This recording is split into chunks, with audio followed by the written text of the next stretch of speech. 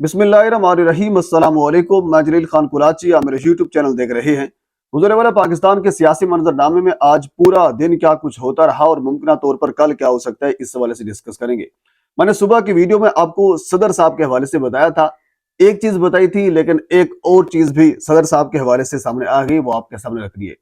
क्योंकि सदर साहब को 4 दिन पहले वजारत पार्लिमानी अमूर की जानिब से जो समरी भेजी गई थी, आज तक अभी तक उनके ऊपर दस्तखत नहीं हुए।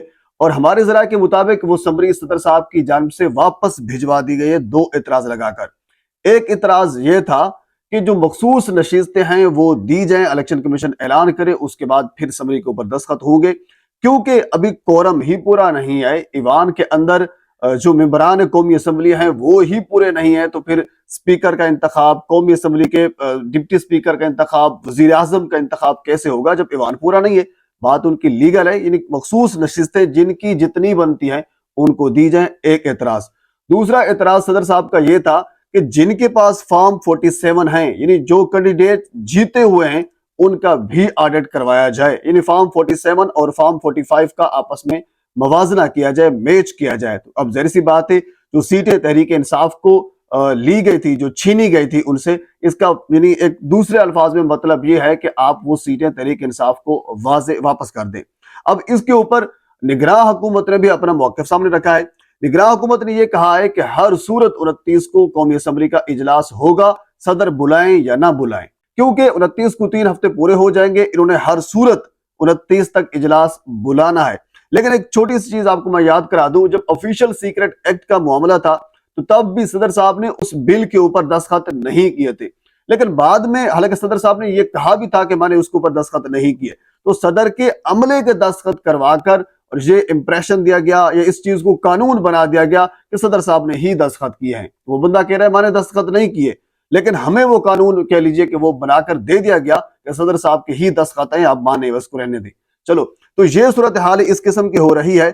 इसहाक डार साबिक वजीर खजाना ने आज भी यही कहा है कि सदर का कोई फर्क नहीं पड़ता, सदर दस्तखत करें या ना करें, 29 को ऑटोमेटिकली इजलास हो जाएगा।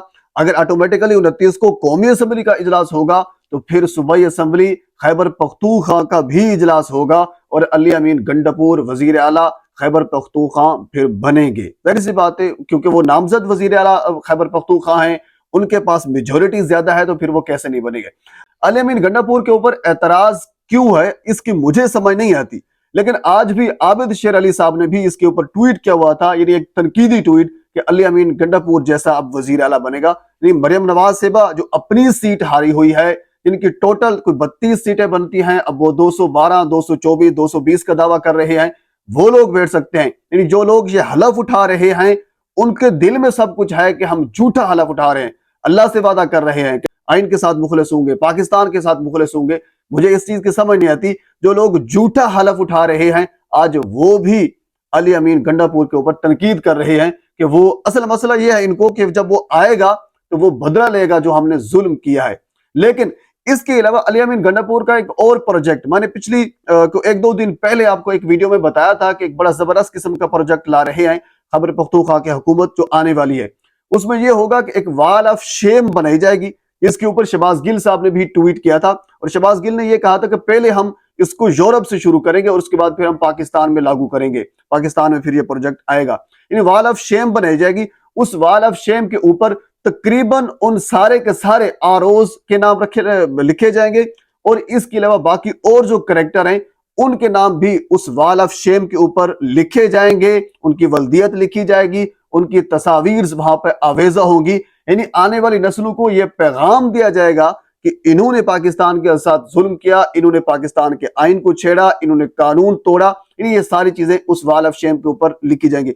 अच्छा, इस प्रोजेक्ट जो के ऊपर काफी वावेला है, इवन के जो इलेक्ट्रॉनिक मीडिया है उसके ऊपर भी चर्चा है। मैं रात देख रहा था मंसूर अली खान साहब के प्रोग्राम में, जिसमें अतर काज़मी साहब थे, शहजाद इकबाल साहब उस प्रोग्राम में मौजूद थे, और मुजम्मिल सोहरवर्दी भी उसमें मौजूद थे। यानी जो मुस्लिम लीग नून की किसी से ढकी छुपी जो वकालतें वो करते हैं, सबको पता है। बहरहाल जब ये बात वहां पे भी रात डिस्कस हुई कि अली अमीन गंडापुर वॉल ऑफ शेम बनाएंगे, तो क्या ये दुरुस्त होगा, तो इसका दुरुस्त का जवाब तो बाद की बात थी। लेकिन उसके ऊपर अतर काज़मी साहब ने यह कहा कि उस दीवार के ऊपर نہ صرف آرओز کے نام لکھے جائیں گے، باقی اداروں کے نام بھی لکھے جائیں گے اور اس کے علاوہ کچھ جرنلسٹ کے نام بھی وہاں پہ لکھے جائیں گے۔ تو اس کے جواب میں مزمل سہروردی نے کہا کہ جی جی بالکل میرا نام وہاں پہ لکھ دیں، یعنی چور کی داڑھی میں تنکا۔ بہرحال یہ ایک اچھا پروجیکٹ ہے، کیونکہ میں پہلے اس قسم کی جو چیزیں ہیں ان کو اپریشیٹ کر چکا ہوں۔ پاکستان تحریک انصاف مسلم لیگ نون سے کہیں آگے کا سوچتی ہے۔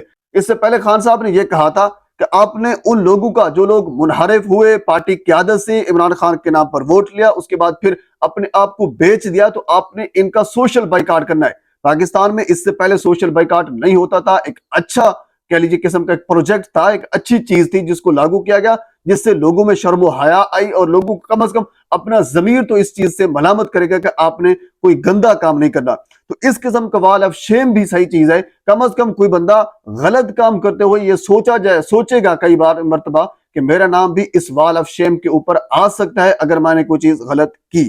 اچھا، اس کے علاوہ اگلی خبر یہ ہے کہ جب کل نامزد وزیر اعلیٰ پنجاب مریم نواز صاحبہ حلف اٹھائیں گی تو اس میں ایک چیز ہمیں یہ ملی ہے، ذرائع سے پتہ چلا ہے کہ میڈیا کے اوپر کل کے دن کے لیے عارضی طور پر پنجاب اسمبلی میں پابندی لگائی جا سکتی ہے۔